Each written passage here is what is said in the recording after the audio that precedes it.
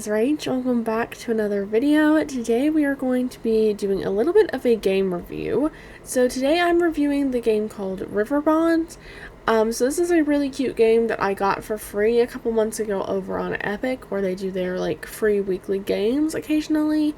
And I thought that today would be a good day to review it since it is May and this game has a really cute kind of spring art style, especially in the level that I played. So Riverbond is an action and adventure type of game, and it has 9 base levels that you can click on. Within these levels they have multiple different stages. So one thing that I do want to start off by saying is I played I think 5 or 6 stages of the game. But when I actually got to the end of one of the stages, I had been playing for an hour already. And so I thought, well, I'll just go ahead and quit and I'll come back later and record more of me playing the game and finishing this level up. But when I went back to go start recording again, I realized that I'm pretty sure it doesn't save when you're going through the stages. So you have to wait until you actually complete the entire level, which from what I can tell, if you try to get all of the coins and stuff and get the highest score possible, would take about a little over an hour to 2 hours. I'm not really sure. But it would take a lot more time than I was expecting, at least, to complete one level. So I will say that is a downside of the game, because I really thought that it was going to be one of those things where it auto-saves at the end of each stage within the level, and you can kind of return to your progress, but I really don't think that you can.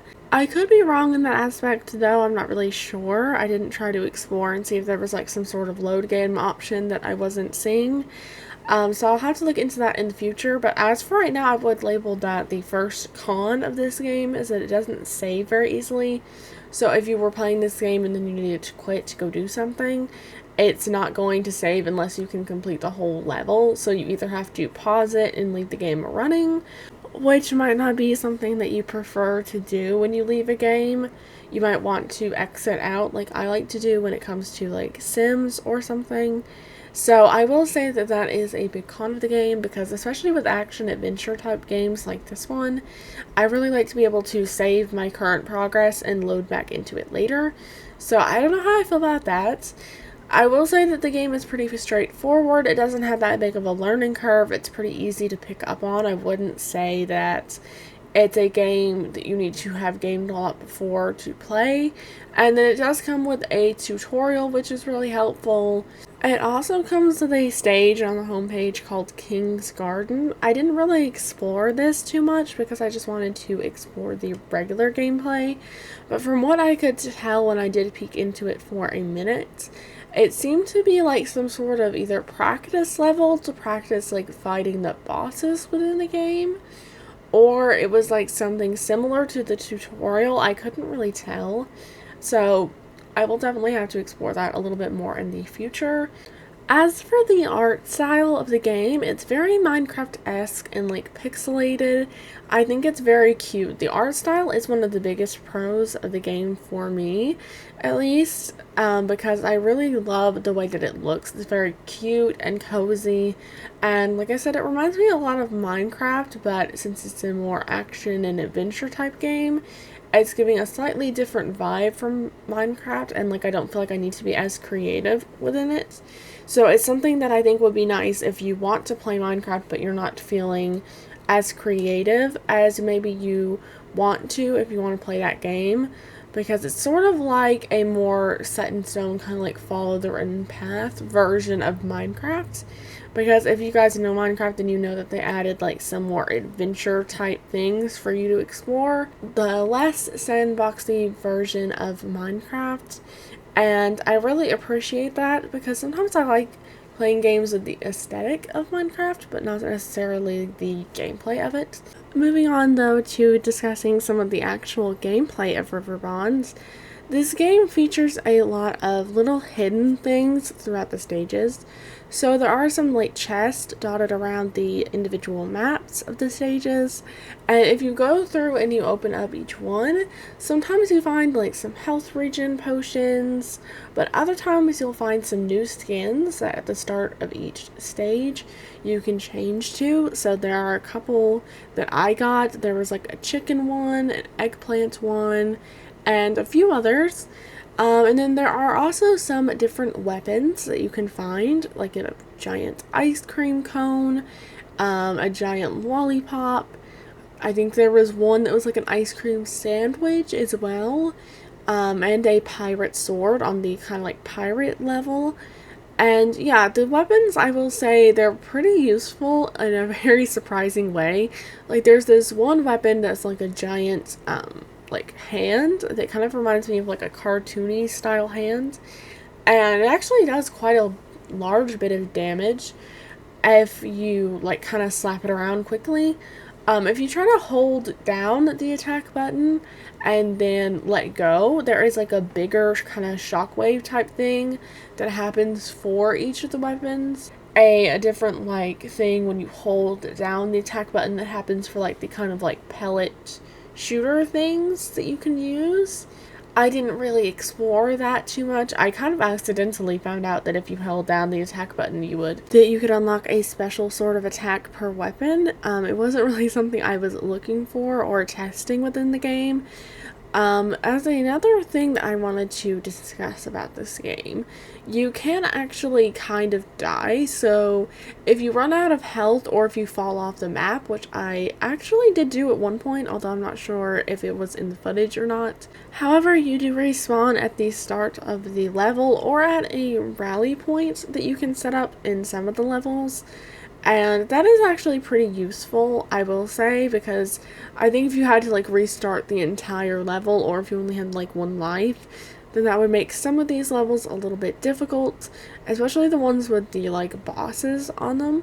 I will say, in terms of games that I would replay from this game review series, the only game so far that I've played that I've thought, oh, I would like to play that again is Snakebird. So if you guys watch my Snakebird Complete video, then you know my final review of that.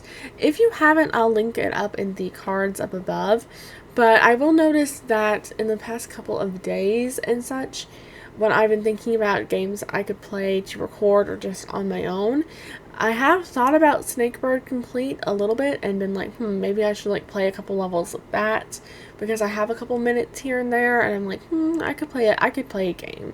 And I could do a couple of those levels, and so I do find myself thinking back to that game a lot.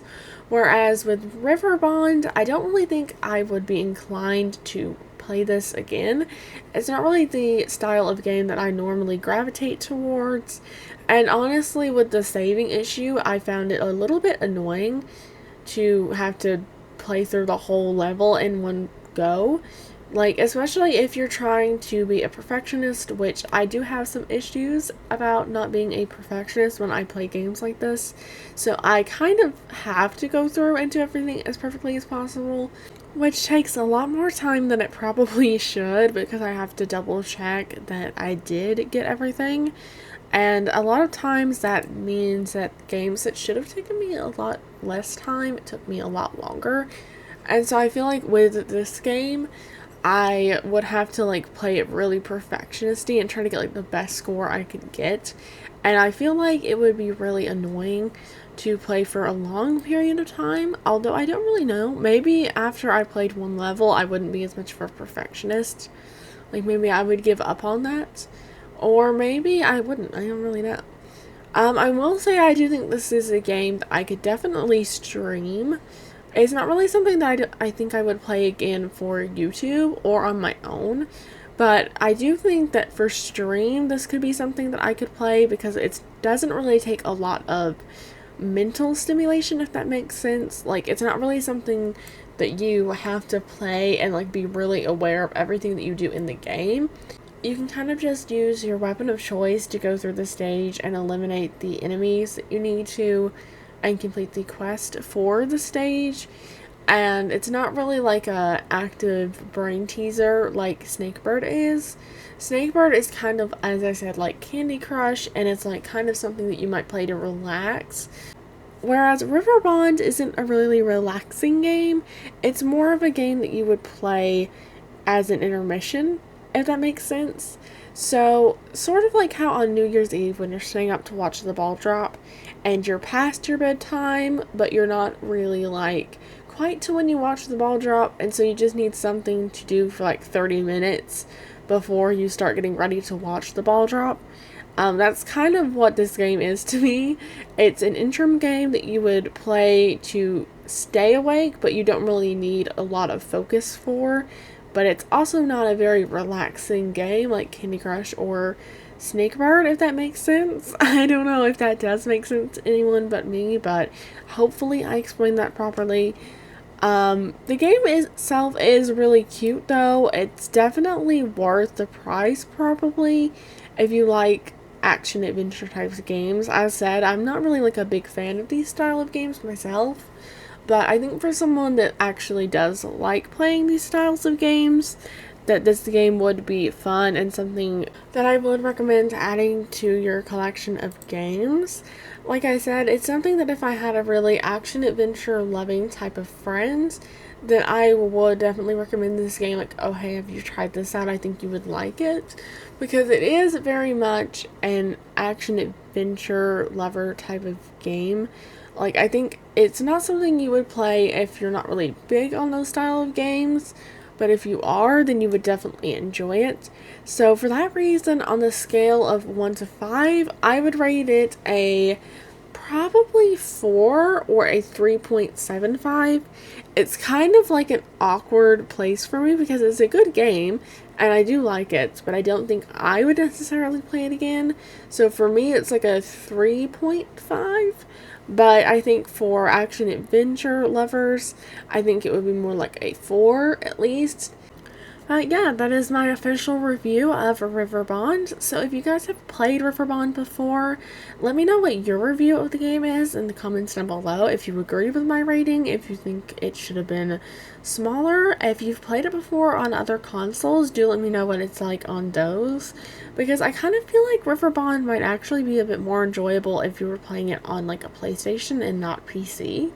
I don't really know why I feel that way. I just feel like it's a very cute controller game, if that makes sense. Like, I feel like on the PC it's a bit lacking, but I think on a console like the PlayStation or the Xbox, it would be a bit more intriguing to play. But that's just my opinion, so let me know if you guys have played it or if you would consider playing it after watching this review. And don't forget to leave a like and subscribe. Also, I would just like to apologize if my voice sounds a bit weird in this video. I recently had a bad bout of allergies come up, and I had a really sore throat for like 2 days straight, and I had a lot of like congestion and stuff, so I haven't fully returned to normal, but I wanted to go ahead and record this video. So if my voice sounds like a little bit hoarse or scratchy or anything, honestly, to my own ears, I kind of sound like I lost my voice for a couple days or something, and I'm just now getting it back because my vocal cords sound like they have like a lot of strain on them or something, and I can't really get my voice to come out any louder than this. I'm not really sure what that's about because I didn't lose my voice, but you would think that I did based off of how I sound, or at least how I sound to myself anyway. So yeah, I just wanted to get that out there and apologize again for any sort of vocal strain that you guys can hear. I know that probably doesn't sound the best over recording, so I just wanted to apologize and let you guys know that I will be sounding better in the coming days. I think as time goes on, my voice will get a little bit stronger, hopefully, and return more to normal, but it will probably be a couple of videos before you guys notice a change because of when I recorded all of these. But I will see you guys in the next one, and I hope you guys enjoyed, and I will see you guys later. Bye!